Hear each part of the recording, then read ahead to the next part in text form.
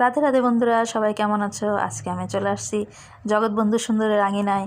এসে দেখি জগৎবন্ধু সুন্দরের মেন মন্দিরটা বন্ধ হয়ে গেছে। তাই আমি বাইরে তো আরেকটা মন্দির আছে, সেখানে আমি প্রভুকে দর্শন করলাম। আসলে আজকে আমার বড়জার মেয়ের জ্যাঠা শ্বশুর মারা গিয়েছে, সেই উপলক্ষে আঙিনায় একটা অনুষ্ঠান ছিল, আমরা সেখানেই আজকে প্রসাদ পেলাম। আর চলে আসছি আমরা তিন যা আসছি, আমার যার মেয়ে আসছে আর বিয়ান আসছে। বড়জার মানে কি বিয়ান, সে তো আমাদেরও বিয়ান। আর আমরা আসার সঙ্গে সঙ্গে একটু পরে আমাদেরকে খাবার দিয়ে দিল। আর বন্ধুরা, এত রৌদ্র ছিল যে সবার মুখে যেন ক্লিয়ার দেখা যাচ্ছিল না। আর দিয়ে দিল সঙ্গে সঙ্গে পুষ্পান্ন, তারপর বাঁধাকপি ঘন্ট, বেগুনি, তারপরে শসা, লেবু, আর তারপরে দিয়ে দিল মুগ ডাল। রান্নাবাড়া খুবই সুন্দর ছিল, খুবই সুন্দর, মানে এক কথায় কি বলবো।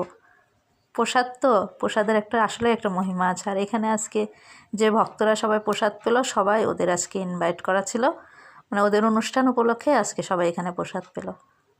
তারপরে দিয়ে দিল আলু ফুলকপির একটা রসা।